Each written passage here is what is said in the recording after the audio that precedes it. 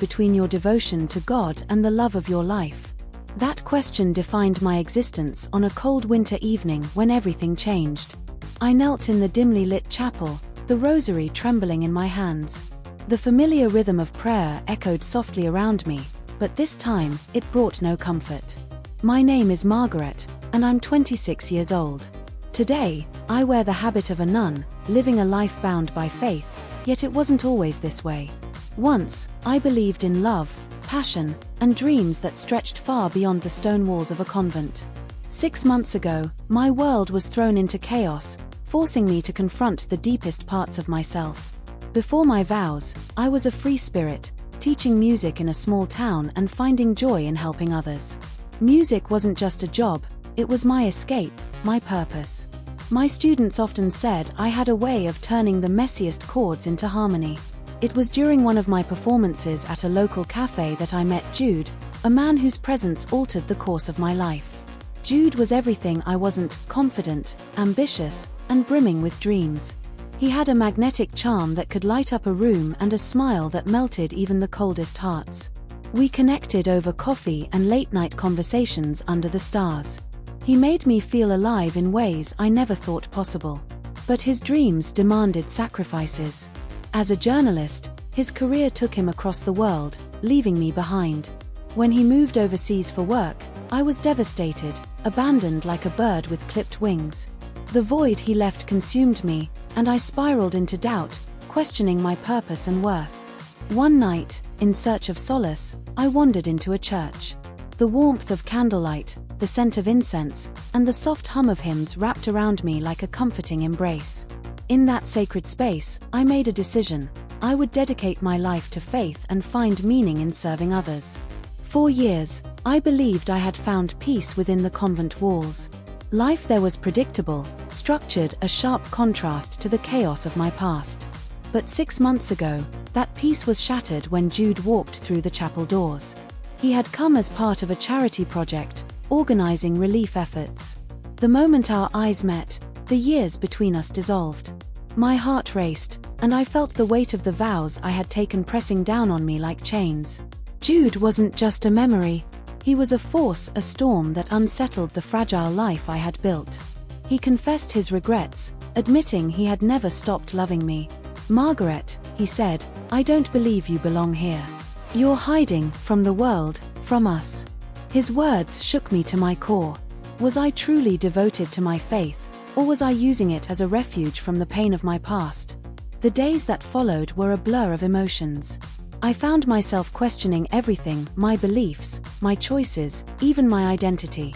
Late at night, I stared out the window, tears streaming down my face as I whispered into the silence, how do I choose between God and the love of my life?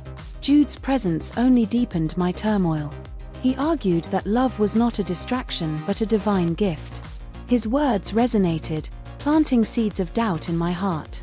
For the first time, I saw cracks in the foundation of my faith, small, growing fractures I couldn't ignore. One evening, we were alone in the chapel. The flickering candlelight cast shadows on his face, highlighting the intensity in his eyes.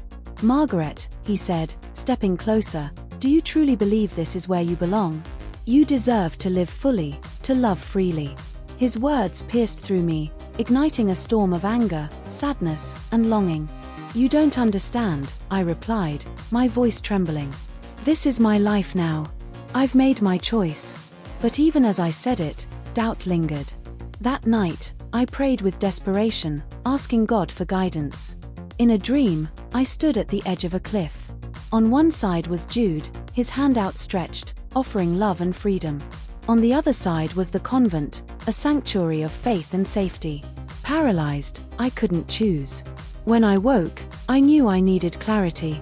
With the Mother Superior's blessing, I took a temporary leave to reflect. "Sometimes," she said, "you must lose yourself to find your true path." I retreated to a coastal village where no one knew me.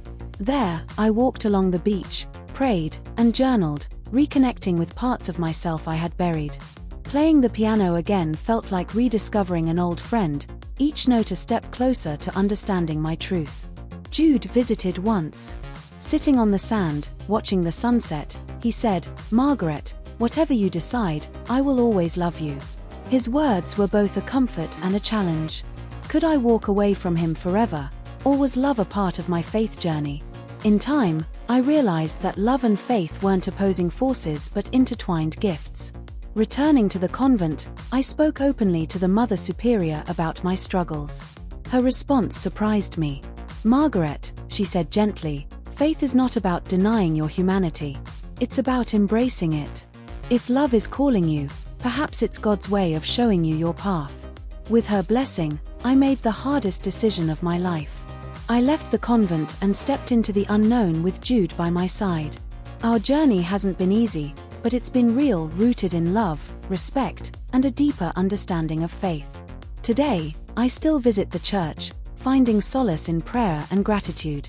My story taught me that life isn't about choosing between love and faith, it's about balancing both. Now, when I look back, I see a woman who faced her fears and embraced her truth. And if my story can inspire even one person to do the same, every struggle was worth it. If Margaret's story resonates with you, share your thoughts in the comments. Don't forget to like, subscribe, and hit the notification bell for more inspiring journeys like this one.